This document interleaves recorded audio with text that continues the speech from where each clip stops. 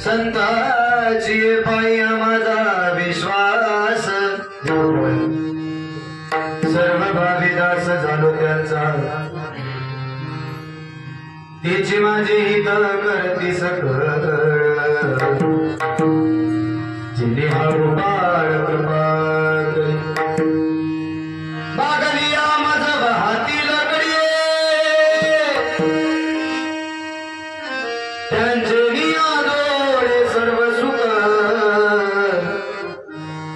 माझी हित करती सकळ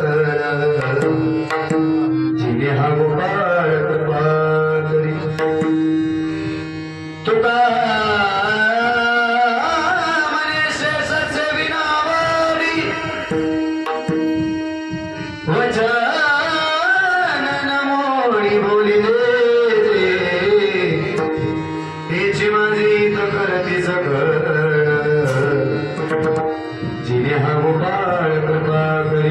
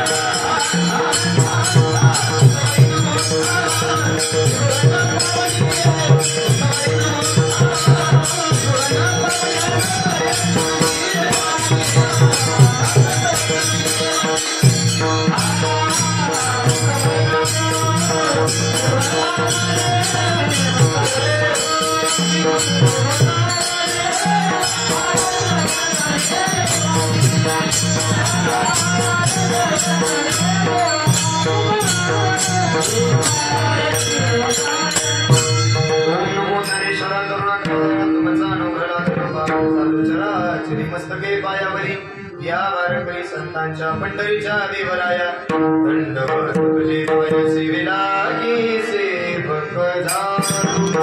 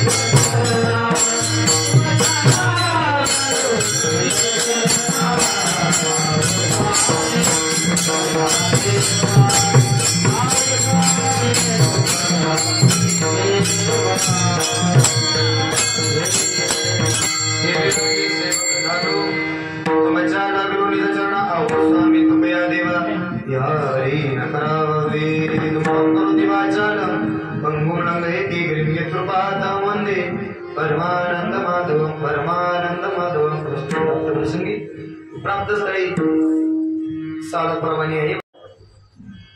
बऱ्याच दिवसाची तुमची परंपरा चालू आहे. यातल्याचे दुसऱ्या दिवसाची कीर्तनरूपी सेवा माझ्यासारख्या पामराकडे माझं परम भाग्य समजतो. माझं पाम आहे काय थोरपण पाय शिवान पायवरी गोड असा सप्ताह चालू आहे. आणि असे दुसऱ्या दिवशी सेवे करता निवडलेला भंग देवचे सुप्रसिद्ध साधू वैराग्याचे मूर्तिमंत पुतळे हिंदवी स्वराज्याचे संस्थापक छत्रपती शिवाजी महाराज यांचे गुरु तसेच तुमचे आमचे सर्व जगाचे गुरु जगद्गुरु तुकोबर आहे. त्यांनी 5वा वेद निर्माण केला. अधिकार संपन्न साधू किती अधिकार मोठा होता ऐकून जा. जीवनामध्ये जन्माल्यानंतर माणसानं कसं जगावं याचं यथार्थ वर्णन जर बघायचं झालं तर या जगद्गुरु तुकोबारांकडे आवर्जून बघा. जगत असताना मी सांगत असतो स्वाभिमानानं जगा. जगत असताना असं जगा की गेल्यानंतर सुद्धा आपलं पाठीमागं नाव नक्की राहिलं पाहिजे, एवढं स्वाभिमानानं जगायला होता. पण एवढं स्वाभिमानानं जगत असताना सुद्धा असं एक संत महात्मा या जगाच्या मध्ये होऊन गेले, त्यांचं नाव आहे जगद्गुरु तुकोबाराय. बसलेले माझं बोलणं कळतंय सगळ्यांना, माझा आवाज येतोय.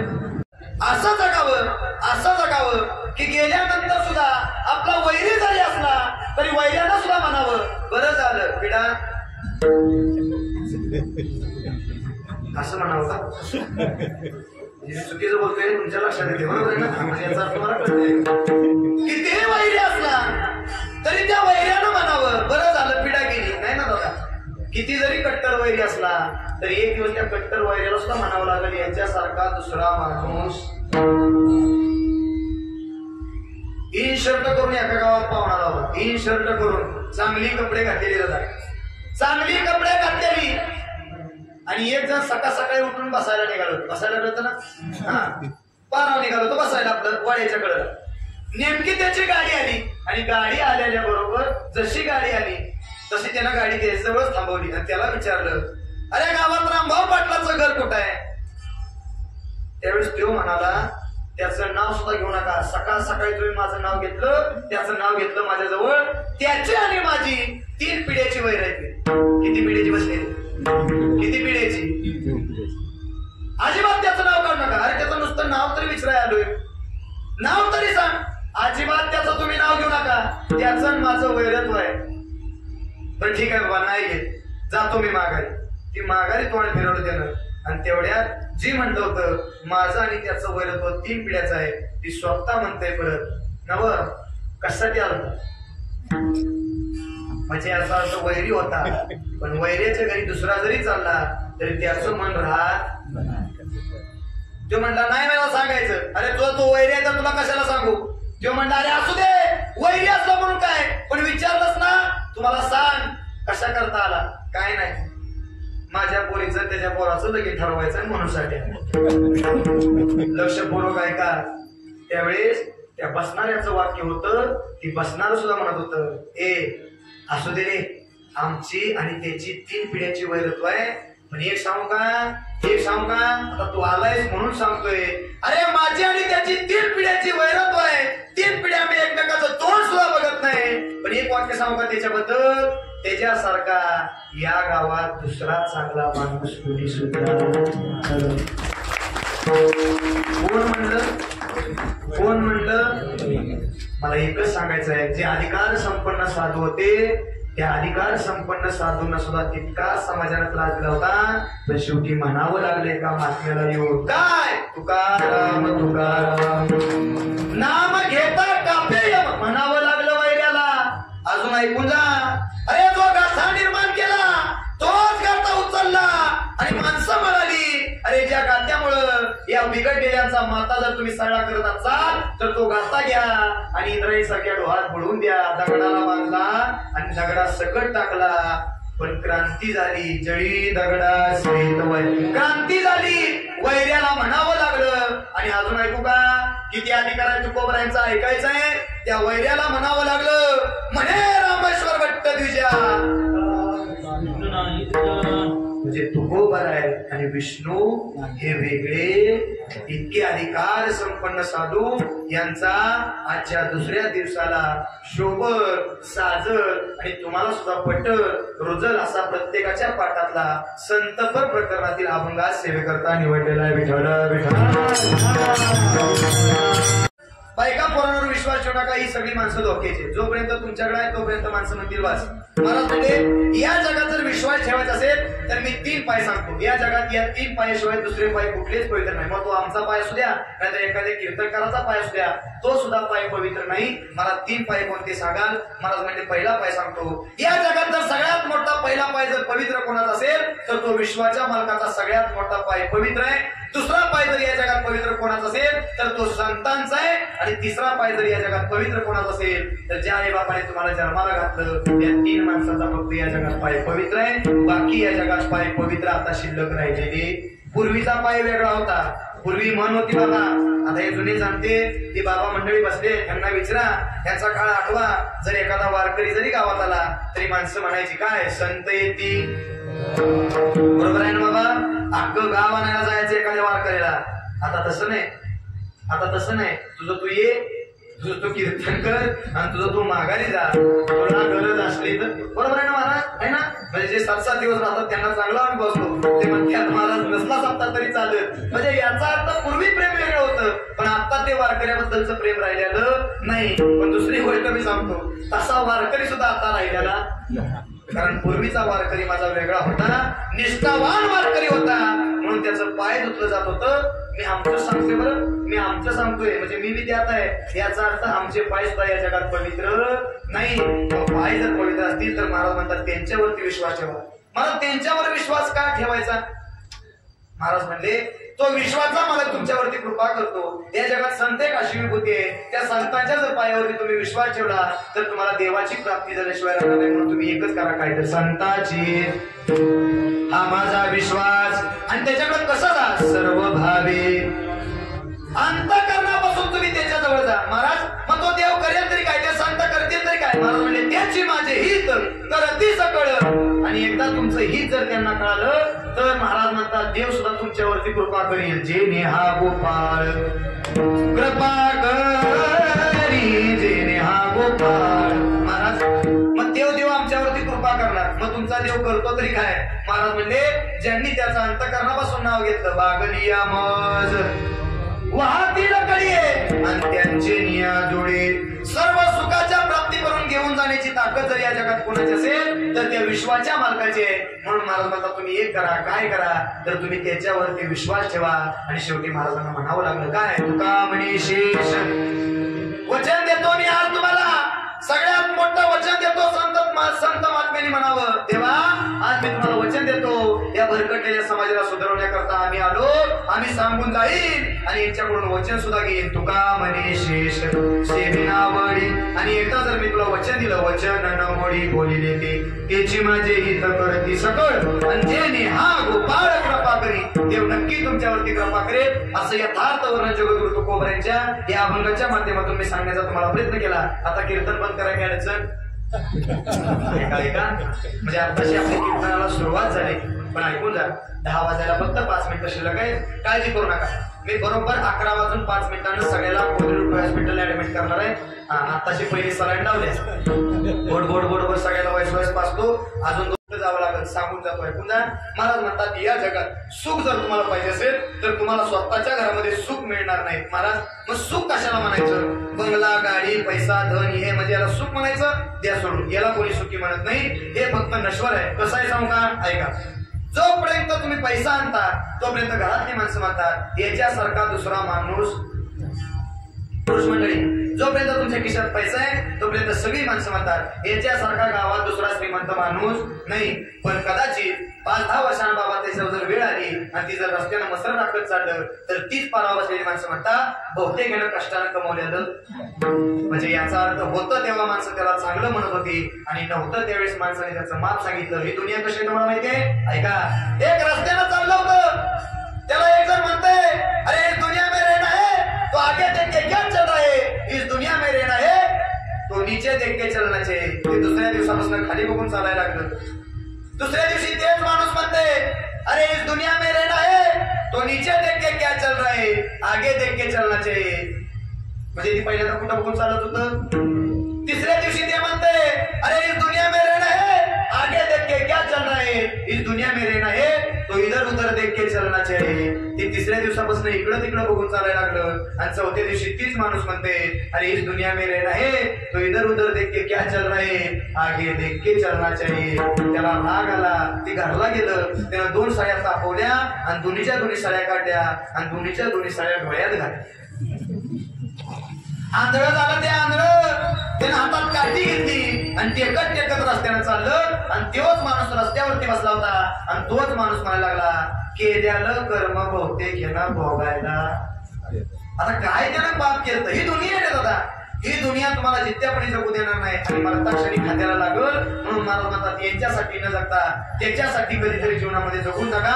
मला त्याच्यासाठी जगण्याकरता मला कुठं जावं लागल? मला म्हणजे कुठं जाऊ नका.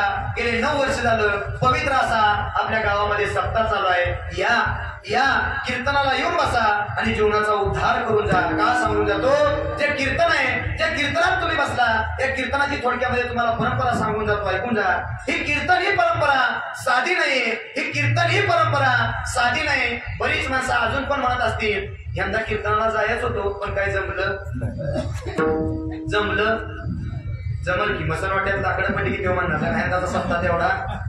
म्हणजे याचा अर्थ होती वेळ, पण त्या वेळेच्या संधीचं सोनं त्याला करता आलं. म्हणजे खरं सांगू का, तुम्ही भाग्यवान म्हणजे एवढा बाहेर पाऊस पडतोय, एवढं लग्नाचा तिकडे थाटमाट चाललाय. तुम्हाला बी वाटत असेल आपण बी कशी नसते बघायला जायला पाहिजे. प्रत्येकाचं मन आहे दादा, सगळ्यांचं मन तुम्ही बाजूला ठेवले आणि फक्त त्या विश्वाच्या मार्गाच्या कीर्तना करता तुम्ही दारामध्ये येऊन बसला. नक्की देव तुमच्या केसावर सुद्धा वरीसभर तरी धक्का लागू देणार नाही. हे तुम्ही सोपं समजू नका दादा. तुम्हाला अजून पण माझं काय वरीसभर जावं लागेल. एक सांगू का, ह्या जगात बाबा सगळ्यालाच मारावं लागलं. परवा मी असंच म्हणलं सगळी गावातली माणसं मारणार आहे. एक बिचारी हसायला लागली. मी म्हणलं का बिचारी हसतीस? ती म्हणते महाराज आता तर तुम्ही म्हणला या गावातली सगळी माणसं उद्या सकाळी मारणार आहे. मी म्हणलं मग तू का असती? तेव्हा ती म्हणते महाराज मी या गावची नवच. तू या गावची नसली तर काय मारायची राहिली का बाबा? मराठी तेव्हा माणूस मरणारच आहे. म्हणजे याच्यावर तुम्ही काळजी करू नका. देव तुम्हाला अजून 100 वर्ष आयुष्य देईल. का? कारण तुम्ही चांगल्या गोष्टीसाठी आलाय. पण मला एकच सांगायचं आहे, ज्या गोष्टी करता तुम्ही आला यावरती तो भगवंत नक्कीच तुमच्यावरती कृपा करेल. अशा पवित्र ठिकाणी आला आहे का? कीर्तनी परंपरा साधी नाही, बऱ्याच दिवसाची तुमची परंपरा चालू आहे. ज्यांनी कोणी सप्ताह चालू केला असेल याकरता तुम्ही सर्वजण या ठिकाणी उपस्थित आहात. सर्वांना मी धन्यवाद देतो दादा. मी प्रत्येक वेळी सांगत असतो जीवनामध्ये जितका वेळ माणसानं संसारात दिला तितकाच वेळ माणसानं परमार्थामध्ये सुद्धा दिला पाहिजे. काय म्हणणं आहे बसलेले? बरोबर आहे की नाही? सुख पाहिजे असेल तर परमार्थामध्ये दिलं पाहिजे, पण माणूस तिकडे वेळ देत नाही. माणसाला वाटतं परमार्थ करणं अवघड आहे. बसलेले सोपं विचारतो, सोपं मला प्रश्नाचं उत्तर द्या. सप्ताह सुरू करणं सोपं आहे का अवघड आहे? सप्ताह सुरू करणं सोपं आहे का अवघड आहे? बरं जाऊ दे, हे नाही कळायचं. लग्न करणं सोपं आहे का अवघड आहे?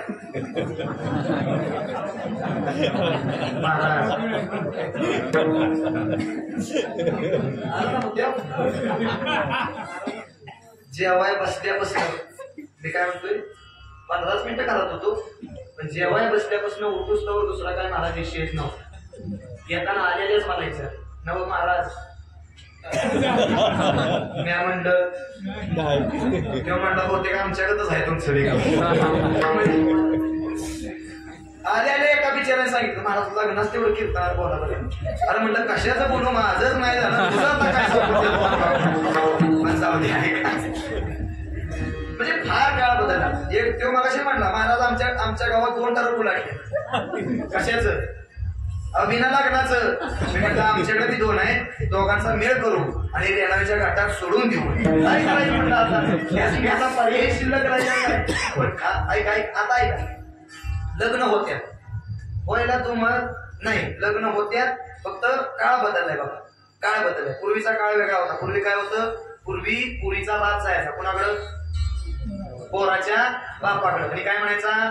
माझी पोरगी तेवढी करून घ्या, लागल एवढा हुंडा मीच देतो, टेम्पो भरून गांडी मीच देतो, गळा भरून सोनं मीच देतो, लागलं 1-2 एकर नावावर तर जावयाच्या नावावर सुद्धा. बरोबर आहे ना बाबा? पूर्वी काळ असा होता. आता काळ बदलला. आता काळ काय झाला? आता पोराचा बाप जातो कुणाकडं? पुरीच्या बापाकडं. आणि काय म्हणतो? माझ्या पोराला तेवढी तुमची पोरगी द्या, लागेल एवढा हुंडा मीच देतो, गळा भरून सोनं मीच घालतो, टेम्पो भरून भांडी मीच देतो, लागलं लग्नाला 2-4 लाख तर मीच देतो, तुम्हाला राहायला घर नसलं तरी घरी सुद्धा मीच. म्हणजे याचा अर्थ तुम्ही म्हणला, याचा अर्थ ही गोष्ट नक्की खरी आणि खरीच आहे. लपवा कसं करता आहेत फक्त एका गोष्टीसाठी. का?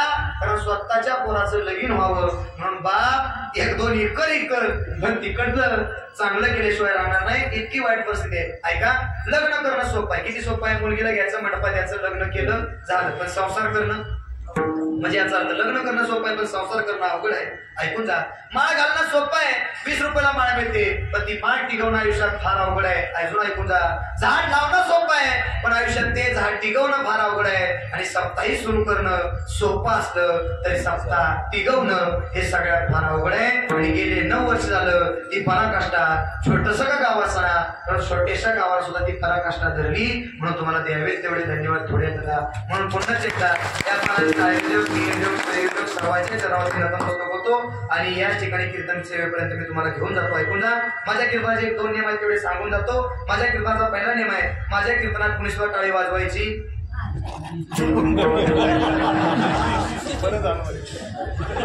बरं झालं म्हणजे का मला थोडा विनोदी स्वभाव आहे पण तसा मी विनोद करत नाही पण होतो वगा पण आहे.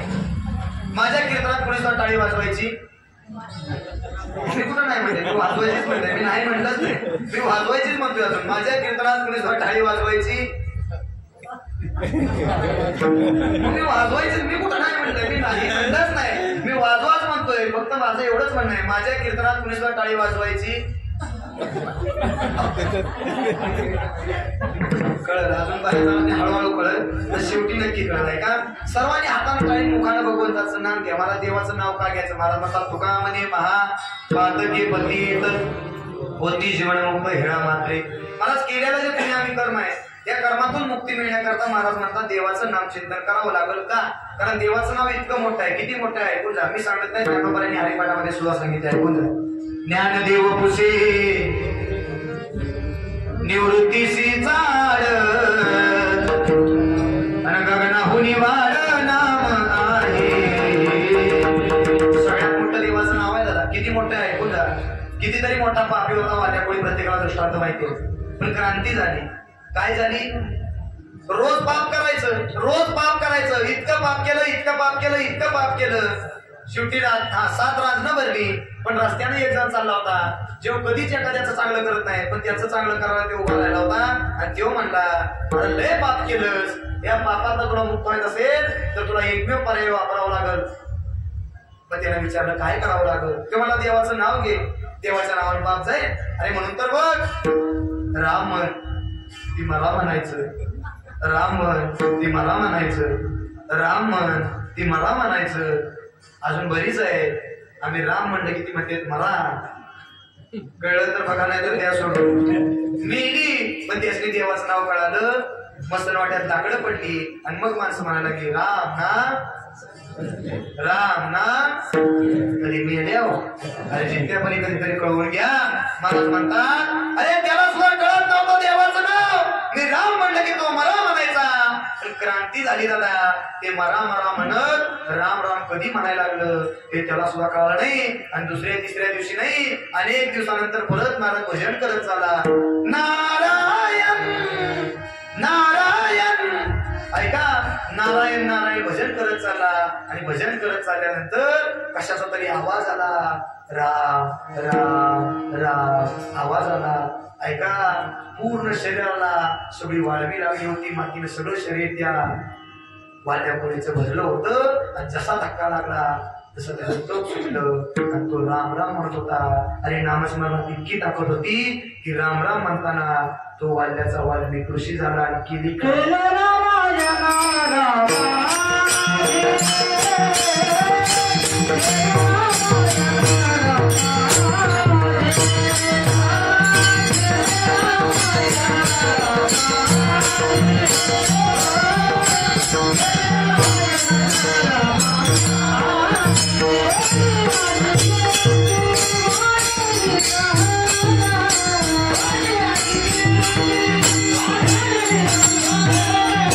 Yeah.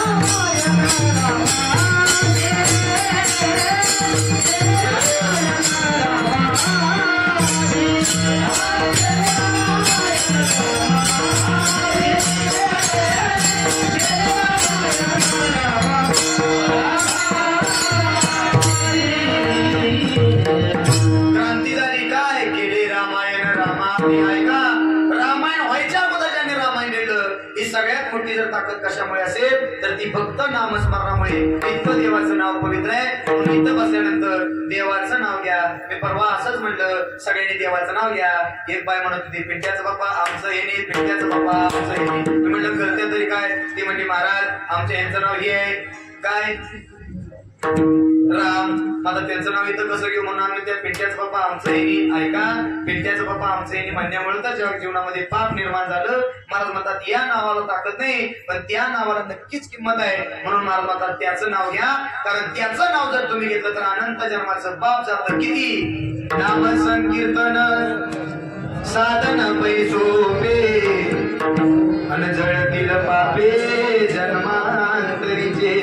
महाराज म्हणतात अनंत जन्माचं पाप जळतं. इतकी सामग्री त्याच्या नावामध्ये, म्हणून तुम्ही त्याचं नाव घ्या. इतकं पवित्र त्याचं नाव आहे. म्हणून महाराज म्हणतात बाबा आता तरी सावध व्हा. बसले असं कोण आहे? तुम्ही लय दिवस जाणार असं तुम्हाला माहिती आहे का? नाही, प्रत्येकाला म्हणावं लागल. भगवंतानं किती मोठा देह तुम्हाला दिलाय, संधी रूपी म्हणून तुम्हाला भगवंतानं नरदेह दिलाय. ही संधी परत आयुष्यात तुम्हाला मिळण्याची शाश्वती नाही रे. जोपर्यंत मिळाल्या तोपर्यंत मिळाल्या वेळेच्या संधीचं सोनं करा. माणूस म्हणून एकदा जन्माला आहे, एक योनी कोटी कोटी फेरा मग लागे मनुष्य देहाचा वारा. पण एक सांगू का, माणसाला संधी दिली, पण या संधीचं वाटोळ या जगात जर बाबा कुणी केलं असेल तर ते स्वतःच्या मनाने केले. कसं काय सांगतोय? एखाद्याला बुद्धी असते, डोकं आहे की नाही? डोकं बरोबर आहे की नाही? मला सांगा, डोक्याला चालना कोण देतं? डोक्याला चालना कोण देतं? मेंदू. म्हणजे मेंदू डोकं वेगळं, बरोबर? त्या मेंदवाला चालना कोण देतं?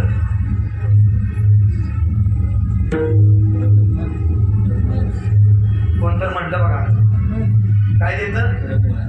बस मला हे वाक्य तुमच्याकडून पाहिजे. म्हणजे या जगात जेवढं काही चांगलं झालं तेवढं या बुद्धीनं नाही केलं. बुद्धीनं नाही केलं. लक्षपूर्वक आहे का? माणसाला बुद्धी, ही बुद्धी फक्त शरीर हलवण्याकरता या बुद्धीचा वापर होतो.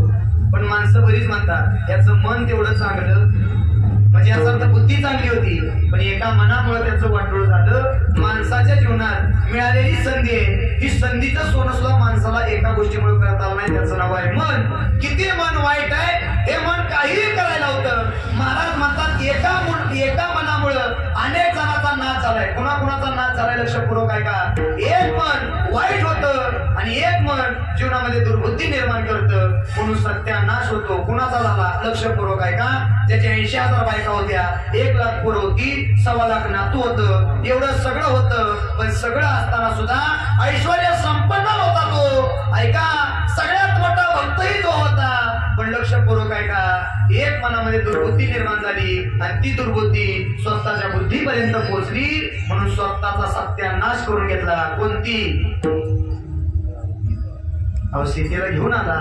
ही सगळ्यात मोठी दुर्बुद्धी निर्माण झाली, म्हणून त्याला मरावं लागलं. अजून ऐका, दुर्योधन होता दुर्योधन, पण एक मनामध्ये दुर्बुद्धी निर्माण झाली. काय केलं? वस्त्रहरण केलं. दुर्बुद्धी निर्माण झाली, नष्ट व्हावं लागलं. महाराज म्हणतात त्या बसलेल्या प्रत्येक माणसाच्या मनामध्ये तीच दुर्बुद्धी. कशाची सांगतो, मी सांगत नाही. ज्ञानोबा यांनी ज्ञानेश्वरी मध्ये सांगितले, ऐकून जा.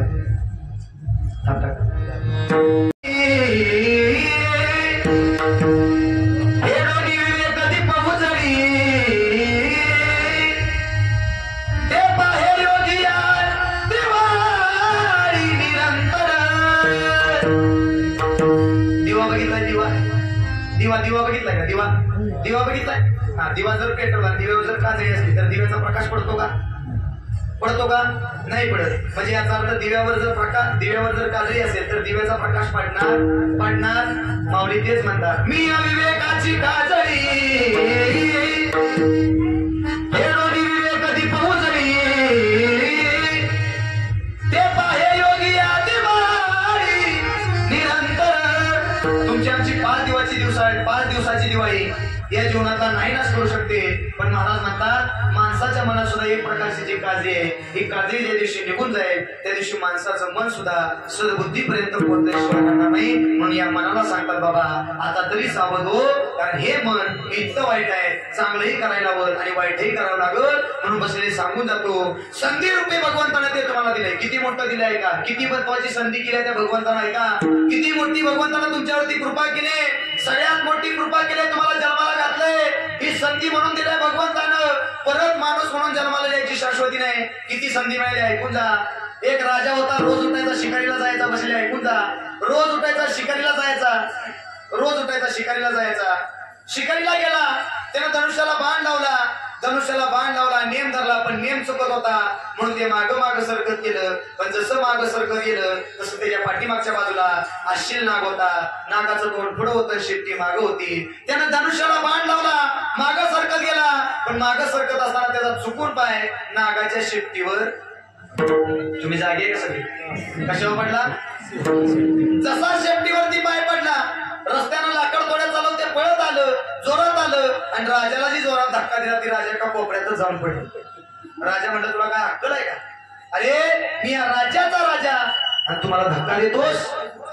त्यावेळेस त्या लाकड तोड्याने सांगितलं, राजा तुमचा पाय एका नागाच्या शेपटीवरती पडला होता. तुम्ही जर तुम्हाला ढकललं नसतं तर तो नाग तुम्हाला चावला असता, तुम्ही मृत्युमुखी पडला असता. मग तुम्ही राजा असला काय आणि कोण असला काय? तुम्ही मेला असता. तुम्हाला मरणाच्या तावडीतनं मी वाचवलं. राजा म्हणला, वा, अरे कुठून तू आलास आणि एका राजाचा जीव वाचवलास? बोल, तुला काय पाहिजे ते सांग.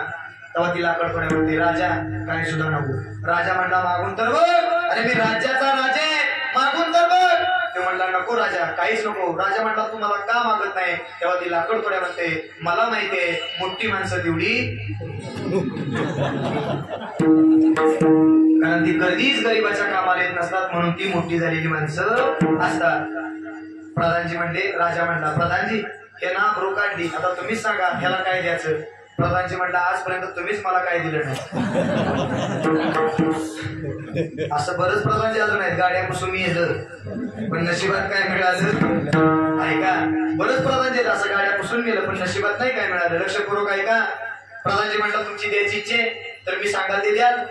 राजा म्हणला, मागून तर बघ, नाही दिलं तर विचार. प्रधानजी म्हणला, राजा त्याला तुम्ही 5 एकर चंदनाची जमीन द्या. किती एकर? कशाची? बाबळीची. कशाची? बाबळीची. कुठं येतं ते? आता तुमच्याकडे लय असं, आणि त्यातल्या त्यात स्वार्थ लय. बरोबर आहे नाही? बरोबर आहे ना? झोप लागत नसं ती चंदन एकदा उगून आलं तर, कारण लय ते रसवाल येते. ऐका ऐका, 5 एकर जमीन दिली बसलेले. कशाची? चंदनाची. राजा म्हणला, जा, तुला 5 एकर चंदनाची जमीन दिली. त्याला 5 एकर चंदनाची जमीन दिली आणि राजा निघून गेला. राजा निघून गेला आणि 2 वर्षांनी राजा ध्यानात आला, आपण एकाला 5 एकर चंदनाची जमीन दिली. म्हणून राजा ती परत आलं. परत माघारी राजा आलं आणि म्हटलं, बघूया याला जर 5 एकर चंदनाची जमीन दिली असेल तर कमीत कमी आता अब्जपती झाला असं. म्हणून राजा माघारी आला आणि राजा माघारी आला आणि राजानं बघितलं तर युवरावनं लाकूड घेऊन रस्त्यानं चालले. राजा म्हणलाय, मला 5 एकर याला चंदनाची जमीन देऊन हे अजून उरावच लाकूड घेऊन चाललाय, तर केलं तरी काय? म्हणून त्याला बोलून घेतलं, विचारलं, ए लाकड तोड्या, अरे इकडे, अरे तुला 5 एकर चंदनाची जमीन दिली, मला वाटलं तू करोडपती अब्जपती झाला असं, काय केलं 5 एकर चंदन जमिनीचं? त्याने एकच उत्तर दिलं. म्हणलं, महाराज, राजा, अहो माझं एकच काम आहे. काय? रोज उठायचं, जायचं, लाकडं तोडायची, आणायची, वाळवायची, जाळायची, त्याचा कोळसा करायचा आणि 3 रुपये किलोनं. अजून कोणाला कळलं नसलं तर एक काम करा, जरा डिझेलचा राखेचा डबा असला तर घ्या, टाका ओतून घ्या, पेटवा. मी तुम्हाला कळलं तोपर्यंत काढायचं. ऐका, लक्षपूर्वक ऐकून ऐका. राजानं डोक्याला हात लावला. राजा म्हणला, पण आता शिल्लक किस्सा ठेवलंय. तो म्हणला, बघा एवढंच पाय फुट राहील. 5 एकरात पैसे किती केलं? तो म्हणला, लय होते ते तेव्हा. 5 एकर इकून कोळसा ऐकला तेव्हा 3,500 रुपये मिळाले. किती एकरात? म्हणजे तुम्ही सगळी सोन्याच्या घरात राहणारी माणसं आहे, म्हणून तुम्हाला विचारतोय, सोनं जर असं जाळलं तर ती इथंच सोडा, त्याला काय होणार नाही त्या सोन्याला. पण तुम्ही सोन्याच्या घरात राहणारी माणसं आहे, एखाद्याचं जर एवढं सोनं गेलं तर त्याला झोप लागेल का? लागेल का जॉब? राजा म्हणला, तुला 5 एकर चंद्राच्या मी दिल्या, तेवढ्यात तू 3,500 केलं, तर ठीक आहे, एवढंच राहिले ना, एवढंच लाकूड घेऊन जा चंदन व्यापाऱ्याकडे आणि जाऊन सांग की राजानं लाकूड दिले पाठवून, एवढ्या लाकडाचं पैसे किती देणार? तेव्हा ती लाकड तोड्या म्हणते, राजा अहो मी 5 एकरात 3,500 केलं आणि आपल्या एवढ्या लाकडाचं पैसे देऊ काय द्यायचं? राजा म्हणला, तू जाऊन तर त्याला विचार. ती गेलं पळत आणि चंदन व्यापाऱ्याला म्हणते, चंदन व्यापारी, आम्ही राजानं दिलेले लाकूड पाठवून त्याचं किती पैसे होणार? ते म्हणला, हे 7 लाकडावर हे चंदनाचं लाकूड आहे. ते म्हणला, बस ग, माझ्याकडे 5 एकर होतं. कोण म्हणते लाकड तोड्या. मग चंदन व्यापारी म्हणला काय केलं? आणि काय केलं म्हणजे तोडली जाळली त्याचा कोळसा केला 3 रुपये किलो निघला. ते म्हटला बस तुझ्यासारखा शहाणा तूच. अरे मला माहित आहे मी शहाणा आहे म्हणून ही लाकूड घेऊन तुझ्याकडे आलो ह्याचा मी कोळसा करून ऐका याचा पैसे किती होणार तेवढं सांग. ते म्हणला बाबा तू 5 एकरात किती केलं? ते म्हणला मी 5 एकरात 3,500 केलं. ते म्हणला मग एवढ्या लाकडाचं मी किती पैसे दिले? मी सांगतोय राजाला मागापासून एवढ्या लाकडाचं लई पैसे होणार नाही तरी मी राजाला पाठवून दिले पण तू 5 दिवस सांगेचं पैसे किती होणार? ते म्हणला बाबा एवढ्या लाकडाचं नाही म्हटलं तर कमीत कमी 50,000 रुपये तरी. ते म्हणला लय शहाणा असतो. मी 5 एकरी कोळसा कोणी ते करून निघला त्याचं 3,500 एवढ्या लाकडाला म्हणा काय तो चुकीचा धंदा करतोय काय? सगळं नुकसानीतच घालवतोय काय तू पैसे? ते म्हणला बाबा तुला कळायचं नाही तुला द्यायचं असलं तर दे नाहीतर लाकूड घेऊन मागायचा. ते पळत राजाकडे गेलं राजाचं पाय धरलं. माझा बसलेला दृष्टांत संपला. मला तुम्हाला सिद्धांत द्यायचा आहे. आता त्याला 5 एकर चंदनाची जमीन मिळेल का? मिळेल मी त्याचं नाही सांगत मी बसलेले तुमच्या सगळ्याचं सांगतोय. भगवंतानं सुद्धा तुम्हाला 5 कोटी रुपयाचा नरदेह दिला. तो फुकट दिला. जोपर्यंत दिलाय तोपर्यंत त्याची कधीतरी किंमत करायला शिका. मेल्यानंतर त्या गोष्टीचा पश्चाताप करण्यापेक्षा जिवंतपणी त्याच्यावरती विश्वास ठेवा. का? कारण सगळ्यात मोठा जर त्यानं उपकार तुमच्यावरती केला असेल तर कोणता एक अशी गोष्ट त्यानं तुम्हाला दिली या जगात ती गोष्ट कधीच करता येत नाही. कोणती?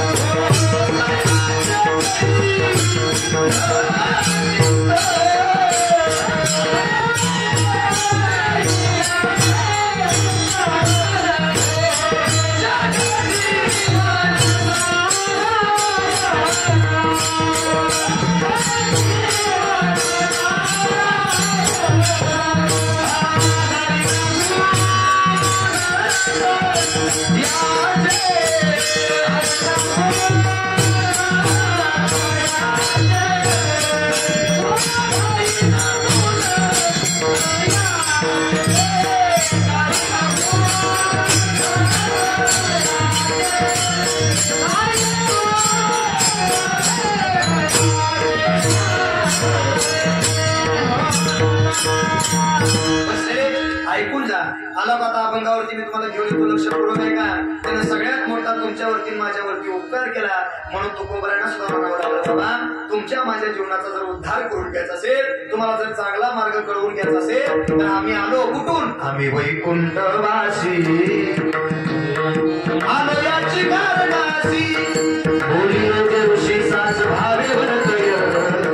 किती उपकार केला? मार्ग दावणी गेले आधी दयानिधी हे संतते हे निजबंदे झालो दात. ऐका सगळ्यात मोठा मार्ग जर या जगात कुणी दाखवला असेल तर महाराज म्हणतात त्यांनी दाखवला म्हणून तुम्ही एक करा. काय करा? तर त्यांच्या पायावरती विश्वास ठेवा. महाराज तुम्ही विश्वास ठेवा म्हणताय पण आजपर्यंत आम्ही ज्यांच्यावरती विश्वास ठेवला त्यांनी धोका दिला. बसलेले तुम्हाला सगळ्यांचा धोका मिळालाय. तुम्ही ज्यांच्यावर विश्वास ठेवलाय त्या प्रत्येक माणसाने धोका दिलाय. पण महाराज म्हणतात अशी 3 व्यक्ती आहे या 3 माणसांनी या जगात कधीच तुम्हाला धोका दिला नाही. कोण? सगळ्यात पहिल्यांदा विश्वास आम्हाला काय या जगात त्याच्यावर तुम्ही विश्वास ठेवला या जगात त्यानं तुम्हाला कधीच धोका दिला नाही. लक्षपूर्वक आहे का? का? सगळ्यात मोठा त्यानं तुमच्यावरती उपकार केला म्हणून त्याच्यावरती विश्वास ठेवा. महाराज 2 नंबरला तुम्ही संतांच्या पायावरती विश्वास ठेवा म्हणला. संतांचे पाय इतके पवित्र आहेत. मी सांगतो किती पवित्र आहेत. बसलेले ऐकून जा. किती या जगात संतांचे पाय पवित्र आहेत. बसलेले ऐकून जा.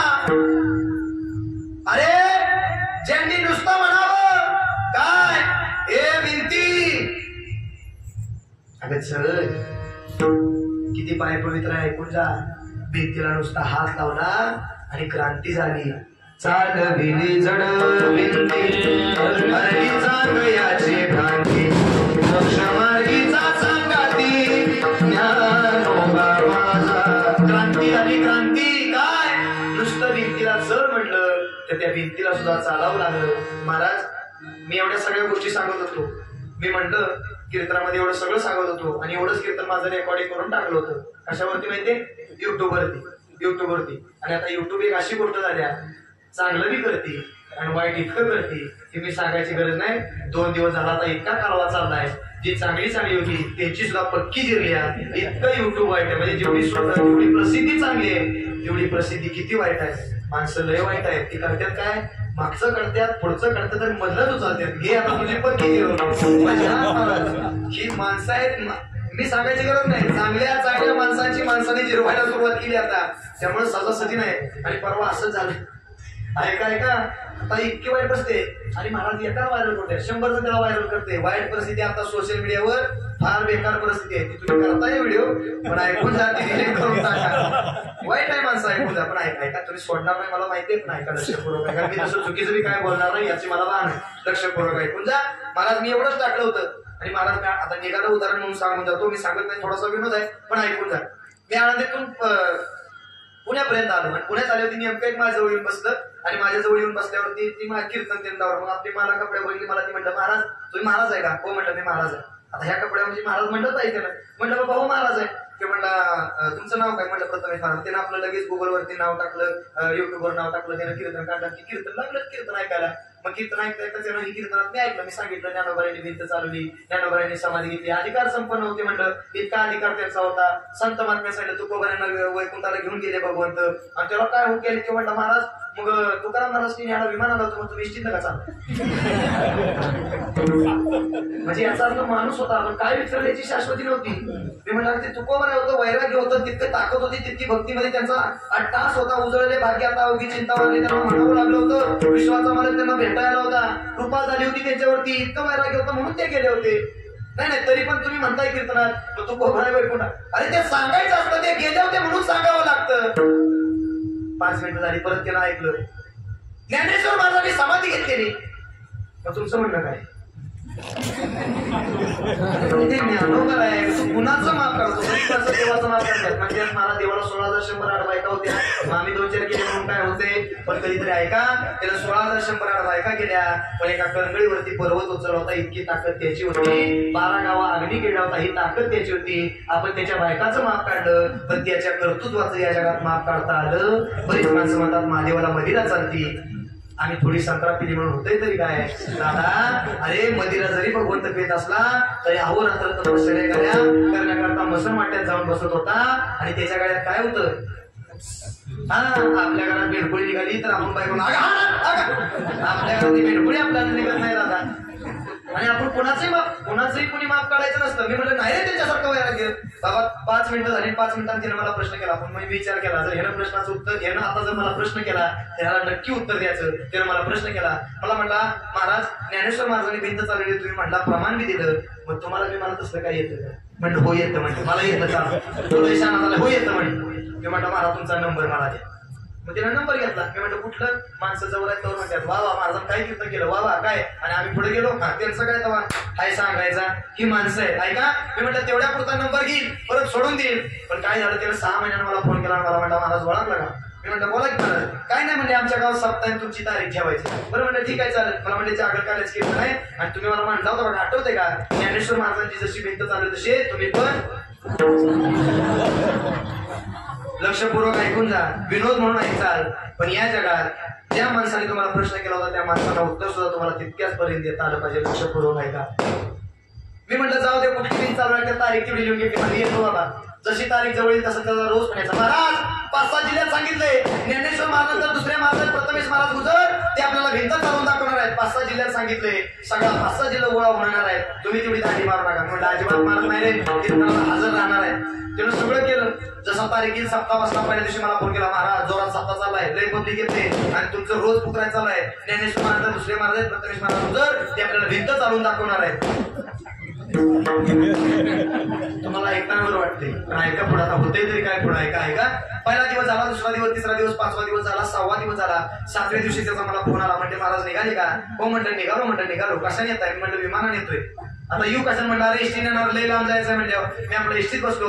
आणि त्या तिकडे एसटी मध्ये गेल्यानंतर त्या बस स्टँड मध्ये बाबा पोहोचणार. पण त्या बस स्टँडला इतकी गर्दी आरा ती घोडं ती बँड तो रथ इतकं बघून बहुतेक मला वाटतं गावात कुणाचं तरी लगीन आहे असं मला वाटलं, कुणातरी वरात चालली असं. पण बसलेले ऐकून जा, मी इष्टीतनं पाय बाहेर टाकला, माझ्या पायात फुलं पडली.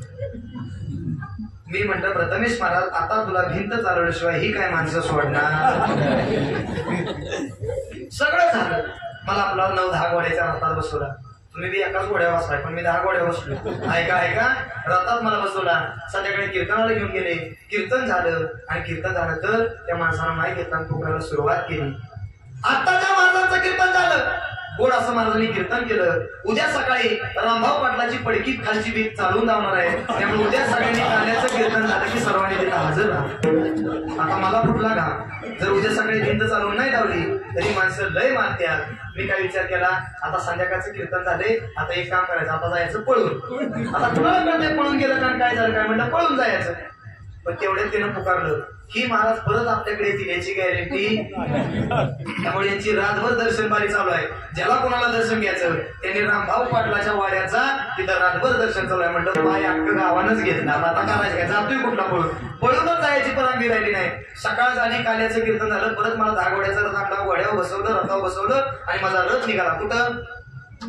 हा म्हणजे तुम्ही ऐकाय काय रामभाऊ पाटलाच्या पडक्यात ऐका, ते तिकडे रथ घेऊन चालले आणि रथ घेऊन चालल्यानंतर सगळे म्हणाले प्रथमेश महाराज की ऐका सगळे घेऊन चालले. तुम्हाला हसताना बरं वाटतंय, पण माझं काय झालं असेल ऐकून जा. सगळेजण रथात मला घेऊन गेले, तिथं पेटीपर्यंत सोडलं मला.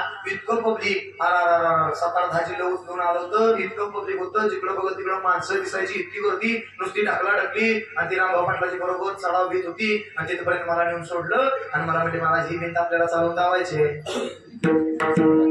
आता मी चालवीन भिंत, चालवतो बघा आता कशी चालवतो. ऐकून जा, ऐका तेवढा अधिकार नाही माझा, पण लक्षपूर्वक ऐकून जा कशी चालवली. ऐका मग त्याच वेळेस मी भिंतीच्या समोर गेलो, भिंतीला समोर नमस्कार केला आणि ज्ञानोबरायांना प्रार्थना केली. ज्ञानोबराय, कदाचित तुम्ही भिंत चालवली होती, पण तितका अधिकार तुमचा होता, या पाप्याचा तितका अधिकार नाही. कारण हा पापी फक्त पैसे घेऊन कीर्तन करणारा पापी आहे. लक्षपूर्वक आहे का? तुम्ही वैराग्य निर्माण केलं होतं, 5 ग्रंथ या महाराष्ट्राच्या मातीला निर्माण करून दिले होते. ज्ञानेश्वरी सारखा पवित्र ग्रंथ निर्माण करून घेतला होता आणि हा वारकरी संप्रदाय मोठा होण्याकरता स्वतःला या जमिनीत सुद्धा गाडून घेतलं होतं. इतका अधिकार तुमचा होता, या पाप्याचा तितका अधिकार नाही. पण या पाप्याला आज बळी जावं लागतं. माऊली मला तुम्ही सद्बुद्धी द्या. कदाचित माऊलीने मला सद्बुद्धी दिली असेल. मी भिंतीकडे बघतोय, भिंत माझ्याकडे बघत्या, मी भिंतीकडे बघतोय, भिंत माझ्याकडे बघत्या, मी भिंतीकडे बघतोय. चालतंय का? ऐका सगळं झालं. भिंतीला नमस्कार केला.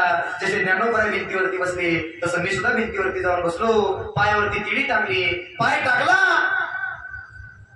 आता तुम्ही किती आतुरतेने बघताय बघा ती भिंत कशी चालते. आता जेवढं सांगतो ह्याला कोणाला किंमत नाही, तरी भिंत कशी चालवते याला सगळ्यात मोठी किंमत आहे. ऐका पण लक्षपूर्वक ऐकून ऐका लक्षपूर्वक ऐका. मग त्या क्षणी मी ज्ञानोबरायांना समोर आठवलं आणि ज्या माणसानं मला तारीख दिली मी सांगितलं, ज्यानं कुणी मला तारीख दिली त्या माणसानं समोर या. आता त्याला गर्व झाला. त्याला काय वाटायचं, मी बुवाला बोलले जो भिंत चालवली म्हणजे ह्याच्यासारखा. सगळी माणसं माझ्याकडे विचारतील कुठला आणला बुवा अशी सगळी विचारतील. ही ताट झालं, ताट करून मानणं आणि ते पुढे आलं. मग मी त्याला प्रश्न केला, बाबा तुला माहितीये तू माझं कीर्तन ऐकलंस बरोबर आहे. मी सांगितलं ज्ञानोबरायांनी भिंत चालवली जड भिंती हकली चांगल्याची भ्रांती बरोबर आहे नाही. तू सगळं ऐकलंस म्हणून तुम्हाला सांगितलं भिंत चालवतो म्हणून मी तुला म्हटलं भिंत चालवतो म्हणून मला तारीख दिलीस बरोबर. ऐक आता मला एका प्रश्नाचं उत्तर दे बाळा. आता तुम्ही सगळ्यांनी त्याचं उत्तर द्यायचं. ज्ञानोबरायांनी भिंत चालवली का? का चालवली होती? चांगदेवाचं गर्भधारण करण्याकरता ज्ञानोबरायांना भिंत चालवायला लागली होती बरोबर. आता मला सोपा प्रश्न आहे, तुम्हाला सगळ्यांनी उत्तर द्या. चांगदेव कशावर बसून आलता? गळ्यात काय होतं त्याच्यात? जर कदाचित ज्ञानोबरायांना भिंत चालवण्याकरता त्या चांगदेवाची गरज पडली असेल तर या प्रथमेश महाराजाला भिंत चालवण्याकरता कुठलं सुद्धा एक चांगदेव एका वाघावर बसून गळ्यात साप घेऊन आला पाहिजे. तेव्हा प्रथमेश महाराज भिंत चालवून दाखवतो. ऐका माझा दृष्टांत संपला, हे सगळं सोडून द्या. याचा अर्थ आपण म्हणण्यासारखं वैराग्य निर्माण करण्याकरता ते आमच्यापर्यंत कधीच आयुष्यामध्ये पोहोचू शकत नाही. याचा अर्थ कुणीही कोणाचं माफ करता कामा नये. पण अधिकार तितका होता त्यांचा की भिंत सुद्धा चालवावी लागली. किती अधिकार होता बाबा अजून ऐकून जा. इतका अधिकार होता, अरे माणूस मेला तर माणसं चौघा खांद्यावर घेतात आणि सरळ मसन वाटेत घेऊन त्याला नेतात आणि पेटवतात. पण एका मेलेल्या माणसाला हात लावला आणि मेल्यानं माणूस जिद्द केलं, नुसतं जिवंत नाही रे केलं, त्या माणसाला घेऊन गेले आणि ज्ञानेश्वरी सारखा पवित्र ग्रंथ त्याच्या हातातून लिहून घेतला. ही ताकद जर या जगात कोणाची असेल तर ती संतांच्या पायात आहे. म्हणून महाराज म्हणतात त्यांच्यावरती विश्वास ठेवा. अजून किती ताकद आहे सांगू का? ऐका. एका रेड्याला सांगितलं होतं, ए रेड्या, अरे ह्यो हात लय चांगला आहे. कोण म्हणतंय? ज्ञानोबाया म्हणते तू, ए रेड्या, ह्यो हात लय चांगला आहे. ह्या हातानं कधीच टोपी कुणाला घातली नाही रे रेड्या. कुणाला म्हणतात? अहो रेड्याला म्हणतात. ऐक ना बाबा, बरोबर आहे ना? रेड्याला म्हणतात. काय म्हणतात? ह्या हातानं कधी कोणाचं वाटोळ केलेलं नाही. पण अजून बऱ्याच कोणाला कळलं नाही. ऐकून जा, ऐका ऐका, आता ते तुम्हीच म्हणा. ऐका. माऊली म्हणतात, हे रेड्या, आणि हातानं लय चांगलं केलंय. कोणाची टोपी कोणाला नाही रे घातली. पारा बसून एकाच बी लगीन मोडलं नाही रे रेड्या. पारायण चाललं होतं, अजिबात पारायण मोडलं नाही रे रेड्या. लय चांगलं केले रेड्या. हा त्या रेड्याला सांगत्या माऊली. कोणाला? रेड्याला. फक्त रेड्याला म्हणतात, रेड्या तू एक काम कर, तुझी जागा सोड आणि हिथं ये. कुठं ये? हिथं. कोणाला सांगत्या? कोणाला सांगते? रेड्याला. काय सांगते? फक्त तुझी जागा सोड आणि कुठं ये? हा हिथं ये. कोणाला सांगते? मग ती रेड्याला सांगतो ना. कुठं? फक्त रेड्याला सांगते, बाकी कुणाला सांगितलं नाही. रेड्याला म्हणत्या, रेड्या फक्त तुला आताच मी सांगतोय, तुझी जागा सोड आणि फक्त जीवनाचा उद्धार करून घ्यायचा असेल तर कुठं ये? कुणाला सांगते? आपलं तुमचं तुम्ही म्हणून काय का? काय का? रेड्याला सांगितलं बाबा हिथं यावं लागल. आणि रेड्याला सांगितलं, रेड्या फक्त तू माझ्या जवळ ये. रेडा म्हणला, माऊली अहो मी वराडण्याशिवाय काहीच काम करत नाही. वराडणं एवढंच फक्त एकमेव माझं काम आहे. माऊलीने सांगितलं, रेड्या जरी तू नुसता वरडत असला तरी फक्त तू माझ्या जवळ ये, मी नक्की तुझा उद्धार करून टाकतो. रेडा माहिती ना सगळ्याला? रेडा निर्बुद्ध प्राणी आहे. हा किती निर्बुद्ध आहे. एखाद्या सर्कस मास्टरला सांगायचं, सर्कस मास्टर तुम्हाला ₹1,00,000 देतो, फक्त सर्कस मध्ये तेवढा रेडा घ्या. ती घेईल का? ती फास लावेल पण म्हणणार नगर वाट सांभाळतो म्हणणार. पण रेडा तेवढा, ती रस्त्याने जरी चालला तर तो असा चालतो. कोण? तुमचं तुम्ही म्हणा. कोण? रेडा. मग मागणं हारणं लय जण वाजत असतो, पॉम पॉम पॉम लय वाजवतो. पण रेडा काय वाजवला सर्कस? मग शेवटी ती आम्ही बाहेर काढतो. पुढे येतं कणा कणा कणा कणा मारतं तरी रेडा वाजवला सर्कस. बरीच माणसं जर रस्त्याने चालली, मागणं जर एखादा हॉर्न चालवला तर माणसं म्हणतात, बघा कसा कशासारखा चाललाय. हा ही जुनी म्हण आहे बघा. ऐका, ही जुनी माणसं म्हणायची बघा. रेड्यासारखा कसा चाललाय. ऐकून जा, लक्ष करू. काय का? रेडा निर्बुद्ध प्राणी आहे. रेडा कुठंच काम करत नाही. ऐका. मग माऊलीने सांगितलं, रेड्या तू एक काम कर, तू फक्त माझ्या जवळ ये. क्रांती झाली दादा. रेड्याच्या मस्तकावरती माझ्या ज्ञानोबाईने हात ठेवला आणि क्रांती झाली. काय क्रांती झाली?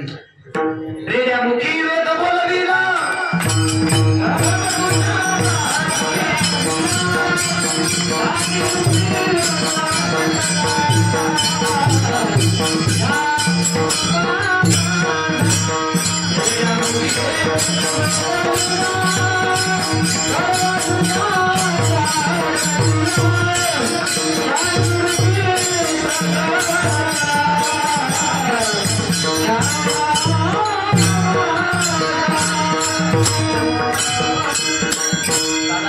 क्रांती झाली. काय क्रांती झाली? विश्वास ठेवला फक्त संतांच्या पायावरती. महाराज तो रेडा मेला. कोण? रेडा मेला. आजही जा आळेफाट्यावरती माझा लाखोचा समाधी पर्यंत पोहोचतो. कशा करता? रेड्याच्या समाधी सोहळ्या करता. अरे तो रेडा एका चांगल्याच्या संगतीत आला, त्या रेड्याचा समाधी सोहळा झाला. अजून बरंच रेड आहे ते इथपर्यंत आलं नाही, म्हणून त्यांचं वरिसरात सुद्धा मागं झालेलं तुम्ही समजून जा. अरे एका रेड्याचा जर समाधी सोहळा होत असेल तर तुम्ही आम्ही जिवंत माणसे आहोत, तुमचा माझा सुद्धा संत उद्धार करतील. पण महाराज म्हणतात त्याला तुम्हाला एकच करावं लागल. काय? त्यांच्या पायावर तुम्हाला विश्वास ठेवावा लागल. आणि एकदा जर तुम्ही त्यांच्या पायावर विश्वास ठेवला तर ते तुमचा नक्कीच उद्धार करून टाकतील. अजून महाराज विश्वास कोणावर ठेवायचा? 2 विश्वास सांगितले. 3वा विश्वास सांगतो. या जगात विश्वास ठेवणारी दुसरी जागा शिल्लक राहिली ती जर कोण असेल तर जन्म देते आई बाप. सगळ्यात मोठा विश्वास त्यांच्यावरती ठेवा, कारण जन्माला घालणं हे जितकं त्यांच्या हातामध्ये तितकंच वाढवणं आणि स्वतःचं लेकरू मोठं होऊन चांगलं व्हावं ही जगाच्या पाठीवरती सगळ्यात मोठी जर आता इच्छा कोणाची असेल तर जन्म देत्या आई बापाची. महाराज आई बाप इतके मोठे आहेत का? देवासारखे आई बाप आहेत का? महाराज म्हणतात किती मोठे आई बाप ऐकायचे आहेत का? ऐका. तू का म्हणे माय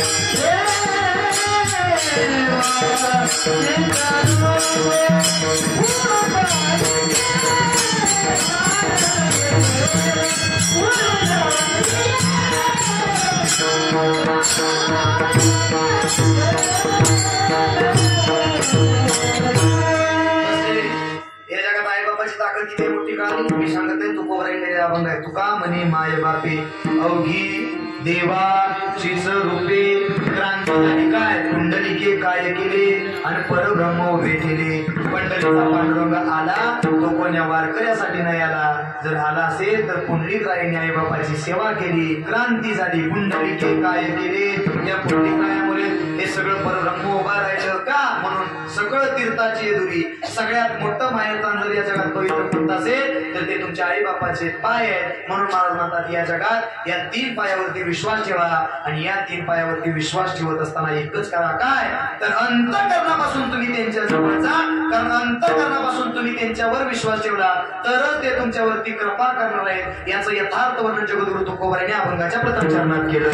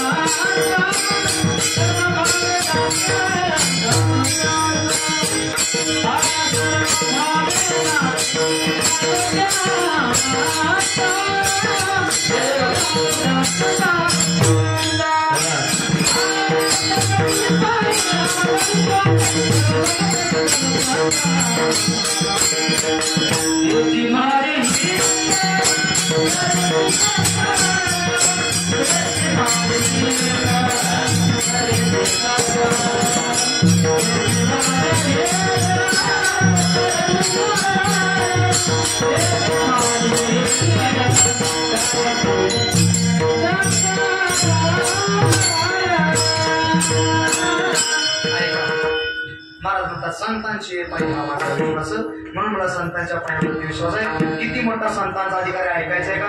अजून सांगून जा ऐकून जा. पंढरीचा पांडुरंग कधीच कोणाकडे जात नव्हता, पण एकाकडे जात होता. कोणाकडे? लक्षपूर्वक ऐकून जा. कोणाकडे जात होता? ज्यांनी अंतःकरणापासून त्याचं भजन केलं त्या प्रत्येक व्यक्तीकडे जात होता. सर्व भावे देवासी अंतःकरणापासून जे जे जे तिथपर्यंत पोहोचले त्या प्रत्येक माणसाकडे गेला. अजून कोणाकडे गेला? अधिकार संपन्न साधू होते. कोण? ऐका. कधीच संत महात्मा पंढरपूर पर्यंत पोहोचले नाही, पण पंढरीच्या पांडुरंगाला त्या संत महात्म्यापर्यंत पोहोचावं लागलं. त्या गावाचं नाव सांगू, ऐका. कांदा मुळा भाजी,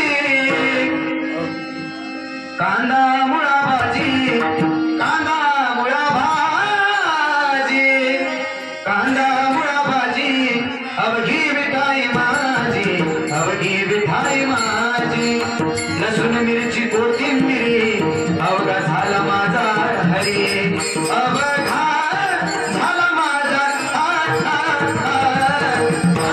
मुळा भाजी, कांदा मुळा भाजी, कांदा मुळा भाजी, कांदा मुळा भाजी, अवघी मिठाई माझी, अवघी मिठाई माझी, अवघी मिठाई माझी, अवघी ऐकून जा.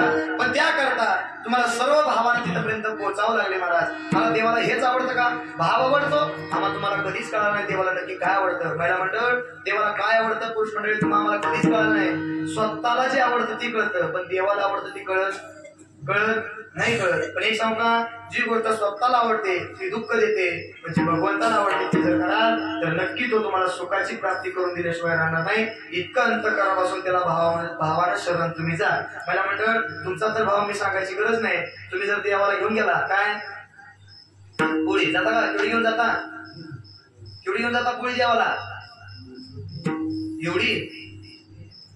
मी अजून सांगतोय संतांचा अधिकार.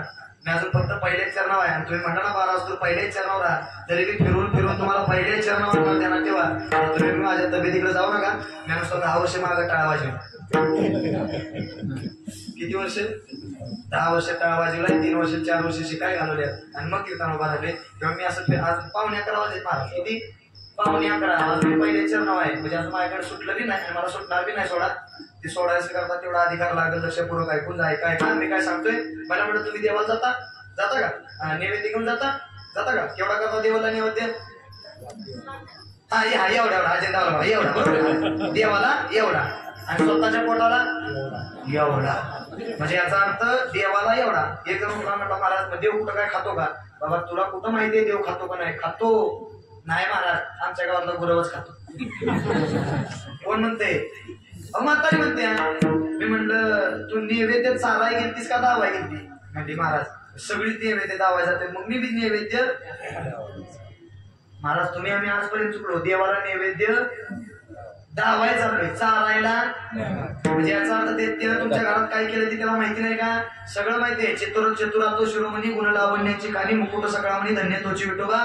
तुम्ही कुठं बी काय बी कसं बी करा, तो चतुर आहे, त्याला प्रत्येक गोष्ट कळते. महाराज म्हणतात तुमच्या घरात तुम्ही काय बी करा आणि किती बी लपून खा, सगळं त्याला नवऱ्याला कळत नाही, देवाला कळ ना. ना बायकाने किती बी लपून खाऊ दे की नवरा मग तुझी तू खाल्लं होतच नाही. म्हणजे याचा अर्थ नवऱ्याला कळतं, मग देवाला का नाही कळणार? ऐका, एवढाच नैवेद्य घेऊन जाता, ती कुरडी का खुरडी एकच घेता, एका दाडक्यात अख्खं देव भागून टाकता, एका भाज्यात अख्ख्या गावाचं देव सगळं भागून टाकता, आमटीत नुसतंच बोट पडवता आणि शितुडवड्यासारखं करता, अख्ख्या एका बोटात अख्ख्या गावाचा देव भागून टाकता आणि पातेलं घरात त्याने खायला ठेवता. महाराज म्हणतात ऐका ऐका, एक तिळामध्ये 7 जण वाटून घेणारी होती, पण आपल्याला एवढ्या जेवणात सुद्धा देवाला पोटभर सुद्धा देता आलं नाही. मला देव खात नाही हो. आमच्या गावातला गुरवच खातो. गुरव तर कुठला खातो? गुरव बी खात नाही. गुरव काय करतो माहितीये? तिथं नाही आहेत का गुरव?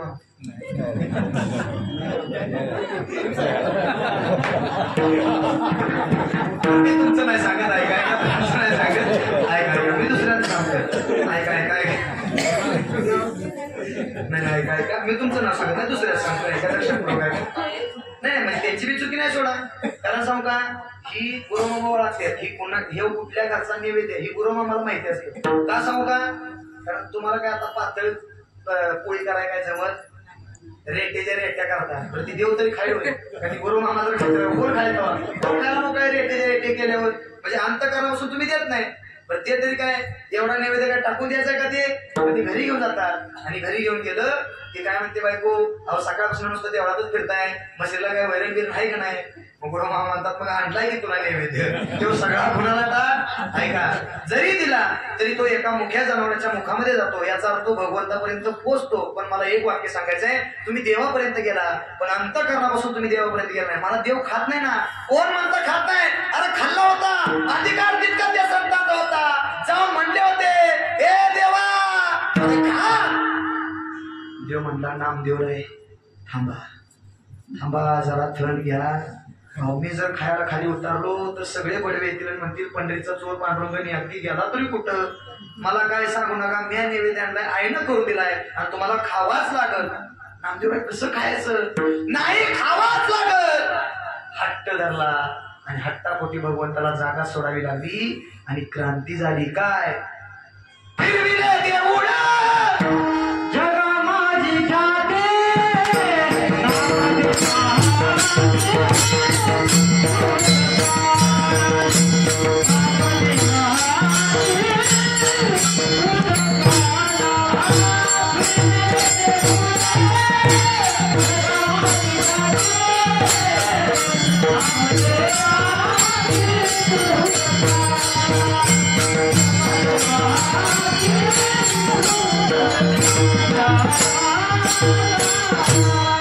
ऐका क्रांती झाली नैवेद्य हातीचा. ऐकून जा, फिरविले देऊळ जगा माझी खाती, नामदेव हाती दुधप्याला क्रांती झाली. इतका अधिकार या जगात जर कोणाचा असेल तर तो संतांचा आहे. म्हणून मला तुम्ही एकच करा, काय संतांची हा माझा विश्वास आणि सर्व भावे देवा सर्व भावे ऐका सर्व भावानं प्रेमानं तुम्ही त्याच्यावरती शरण जा. महाराज आम्ही त्याच्यापर्यंत पोहोचलो, मग तो करील तरी काय? महाराज म्हणजे तो लय कृपाळ आहे, तो लय दयाळू आहे, प्रत्येक भक्तावरती कृपा करतो. कुणावरती केली ऐकून ना. युद्ध ठरलं होतं, रावण समोरून येत होता, सीतामातेला पळवून गेला होता. प्रभू रामचंद्रासोबत कोणी चालू होतं? मग कोण आलता? माझा मारुती आलता, बजरंगबली आलता. सर्वजण आले आणि सर्वजण निघाले. कुठं? सीतामातेला आणण्याकरता. कृपा केली भगवंतानं, किती मोठी कृपा केली ऐकून जा बसलेले. लक्षपूर्वक ऐका. सगळेजण निघाले, वानर सेना घेतली आणि वानर सेना घेतल्यानंतर युद्ध सुरू झालं आणि इकंड रावणाची होती आणि इकंड माझ्या प्रभू रामचंद्राची होती. युद्ध लागलं, त्यांच्यातली काय मिली आणि रामाकडची सुद्धा काय मिली आणि दोघं मेल्यानंतर कुठं निघाली? मेल्या माणूस कुठं जातो? हा बरोबर, हा स्वर्गाकडं मेली ती आणि स्वर्गाकडे चालली आणि स्वर्गाकडे जात असताना स्वर्गाकडे वर गेली पण स्वर्गाचा स्टॉप राहिला माग आणि जेवढी रामाची होती तेवढी सगळी गेली कुठं? अहो नरकात गेली, नरकात. मारुतीनं वरनं लगेच बजरंग बाईने फोन काढला. तुम्ही कीर्तन ऐकताय तेव्हा काय फोन होता वय तुम्ही बी आपला ऐका नाही काय आपलं सांगतो नाही का? वरनं सांगितलं मारुती अहो काहीतरी घोळ झालाय. काल विचारलं काय झालंय म्हणजे अहो ज्याच्या सोबत ज्याच्या संगतीत आम्ही राहिलो आम्हाला वाटलं होतं आम्ही स्वर्गात जाईल आपण आम्ही नरकात आलोय. मारुती म्हणला स्टॉप पुढे गेला असं नाही तर माघारी आला असं तुम्ही गाडीत परत बसा माघारी स्वर्गात या. अहो पुढं बी नाही मागं बी नाही इथंच गाडी थांबलो. अरे काहीतरी झालं असं ध्यान द्या तुम्ही चुकीच्या स्टॉपला. अहो कोण तिथं कोण आहे? अहो कोणच नाही फक्त रामाकडची सगळी येते आणि रावणाकडची अहो एक बी नाही. लगेच मारुती गेला आणि प्रभू रामाच्या नावानं सांगितलं देवा गडबड झाली. काय झालं? काय म्हणजे अहो तुमच्या संघ संगतीत राहिली सगळी माझी होती लागली ती मला गावायला. काय झालं? काय म्हणजे तुमच्या संघ संगतीत राहिली आणि ती सगळी नरकात गेल्या. रामाला टेन्शन आलं. राम आता एवढी जर माझ्या संगतीत राहिली असतील तर हे नरकात जाता कामा नाही. काहीतरी गोळ झालाय.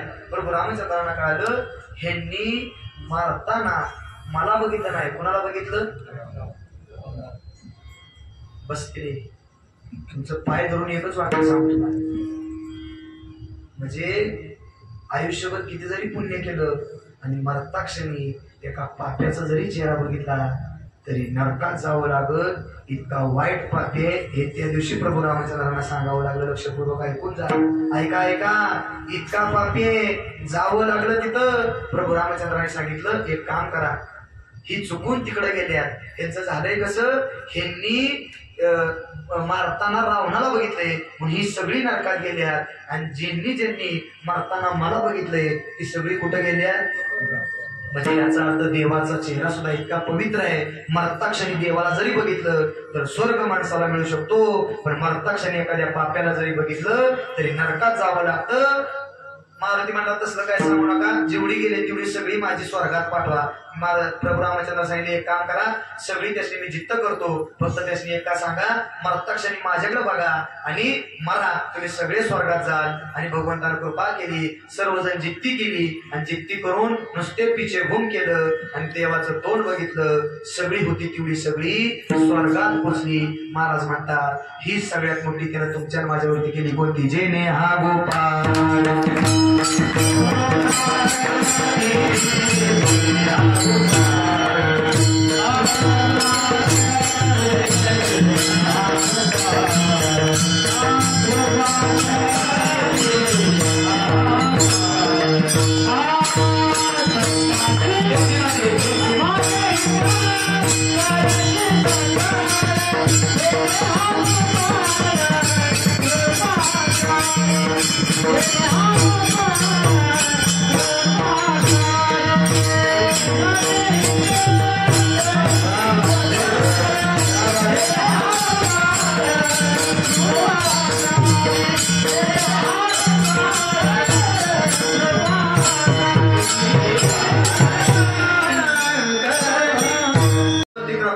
जेने हा गोपाळ कृपा करी पण त्याची माझी ही करती सकळ आणि जेने हा गोपाळ कृपा करी नक्की तो कृपा करतो. मग मला ते देवाचं नाव आहे तरी काय सांगू का? विठोबा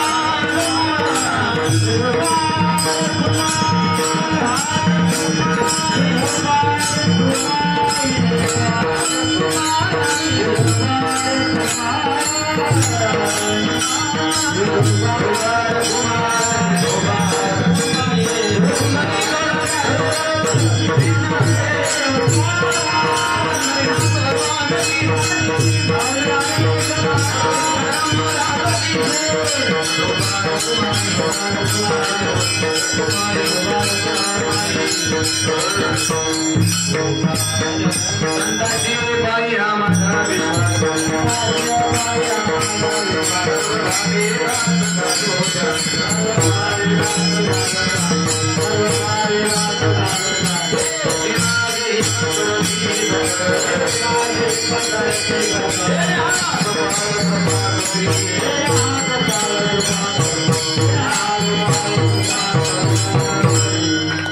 ना तुम्ही? झोप लागले कोणाला? 11 वाजले. मी आता सोडणार आहे सगळ्याला. काळजी करू नका. शाळा आपली सुटत आल्या. 9 वाजाय 5 मिनिटं कमी असताना बरोबर चालू झाले. बरोबर आहे का महाराज? 9ला 5 मिनिटं असताना बरोबर तुम्ही रामकृष्ण चालू केले. म्हणजे कीर्तन करायचं बी काम आहे.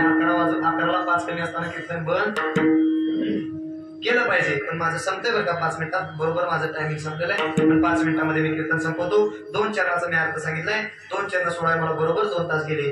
आता राहिले 2. म्हणजे 1 वाजता प्रत्येकानं डोक्यात ठेवा. फक्त माया बी बसून बसलं असलं तर बसा. आता कोणाला चहा बी पिण्यास असला तर घरी जा. चहा प्यान माघारी या. थोडा अजून चालू आहे का? महाराज म्हणतात त्याची माझे हित करती सकळ अंजिनी हा गोपाळ कृपा करी. तो देव तुमच्यावरती कृपा करेल. पण एकच करा. काय करा? जी गोष्ट त्याला आवडते ती गोष्ट तुम्ही करा. महाराज त्याला आवडते ती गोष्ट केली काय होईल? महाराज म्हणले बागलिया मौज त्यांचे नियजोडी सर्व सुखापर्यंत घेऊन जातो. सर्व सुखाची प्राप्ती करून देतो. महाराज हे सगळं तुम्ही सांगता. याच्याकडे तुमचा पुरावा तुकोबराने म्हणावं 375 वर्ष झाली. सगळ्यात मोठा माझ्याकडे पुरावा आहे. तो विश्वाचा मालक मला घ्यायला आलता. हा सगळ्यात मोठा पुरावा आहे. वाड वेळ झाला उभा पांडुरंग वैकुंठ श्रीरंग बोलावितो. वाड वेळ झाला उभा पांडुरंग. ही सगळ्यात मोठा पुरावा माझ्याकडे जीवनामध्ये. बागलिया मज हा तो आपल्या लेकरांना कडेवरती घेतो. पण त्याकरता तुम्हाला एकच करावं लागेल. महाराज म्हणले काय? महाराज म्हणले तुम्ही मला आता वचन द्या. जर तुम्ही मला वचन दिलं तर सर्व सुखापर्यंत मी तुम्हाला घेऊन जाईल. का?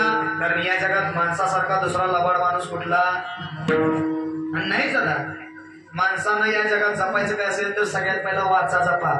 काय जपा नसलेली? वाचा. का सांगून जातो? सगळ्यात पहिल्यांदा जर माणसाला जन्माला आल्यानंतर लेट येते त्याचं नाव काय आहे? वाचा. सगळ्यात आधी जर काय जात असेल तर त्याचं नाव काय आहे? म्हणजे याला लेट आहे पण जायला अगोदर. हा म्हणजे वाचन किती पाप होतं मी सांगायची गरज नाही. आत्तीनं सांगितलं होतं देवान सांगितलं होतं आत्ते 100 शिव्या सहन करी. 101 वेळ आले की हाणल्याशिवाय राहणार नाही म्हणजे नाही. आणि मारावं लागलं लक्षपूर्वक आहे का? म्हणजे इतकं वाईट आहे. तुमचं द्या सोडून. परवा माझी मुख्यमंत्र्यांची भेट झाली. वाचा मी सांगतोय. शब्द दिला तर पाळता आला पाहिजे. सहज भेट झाल्यानंतर मला म्हणले मुख्यमंत्री साहेब महाराज लय दिवसांना आलाय.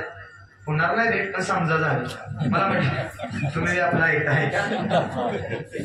ऐकून जा. मला तुम्हाला उदाहरण सांगायचं लक्षपूर्वक ऐकून जा.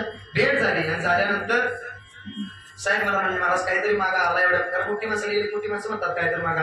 म्हणलं साहेब काय नको सगळं बरं आहे. नाही आलाय तर काहीतरी मागा. म्हणलं साहेब एवढा तुमचा 8 तास आहे तर मी सांगतोय तर तुम्ही द्या.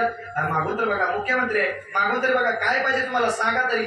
काय पाहिजे बोला. तुम्ही बोला तरी. म्हणलं काय सांगू नाही मागा तरी. पण मी म्हणले एक काम करा. आता तुमची एवढी द्यायची इच्छा आहे तर मी सांगा ती द्या. मग मी काय मागितलं तुम्हाला ऐकायचंय ऐका. मी म्हणलं साहेबांना साहेब तुमची द्यायची इच्छा आहे तर मी मागतोय तेवढं द्या. मग मी त्यांना म्हणलं साहेब तुम्ही एकच करा. आत्ताच्या आत्ता राजीनामा तेवढा देतील का? म्हणजे याचा अर्थ दिली वाचा. म्हणून त्या वाचेचा कुठेही अपप्रचार करता कामा नाही. कारण या वाचेनं बरंच काय काय घडतं. चांगलंही या वाचन होतं आणि वाईट सुद्धा वाचन हीच करायला लावते. जेवढं तुम्ही कराल तेवढं तुम्हाला फेडावं लागल. म्हणून महाराज म्हणतात या करता तुम्हाला अगोदर मला वचन द्यावं लागल. तो शब्द तुम्हाला पाळावा लागल. पूर्वीची माणसं शब्द पाळायची. पूर्वीची माणसं वचनबद्ध होती. आत्ताची माणसं वचनबद्ध राहिलेली नाहीत. म्हणून तुकोबरायांना म्हणावं लागलं तुका म्हणे शेष सेवीन आवडी पण वचन न मोडी. वचन द्यावं लागल. आणि ज्या दिवशी ते वचन तुम्ही नाही जर मोडलं तर नक्की तुम्हाला सर्व सुखापर्यंत भगवंत घेऊन जाईल. का? कारण तो करतो तरी काय? त्याची माझे हित करती सकळ म्हणजे हा गोपाळ कृपा करी. महाराज मध्ये देवाचं नाव आहे तरी काय सांगू का? ज्ञानोबारा या माझ्या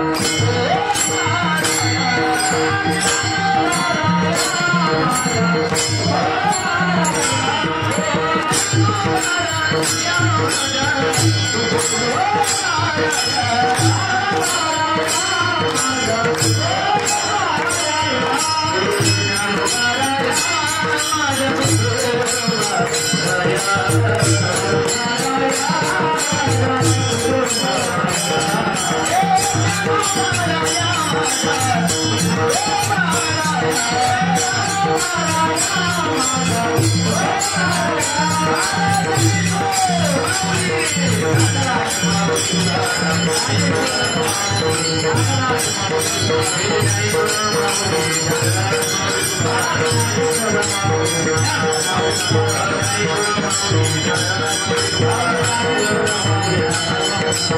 Thank you.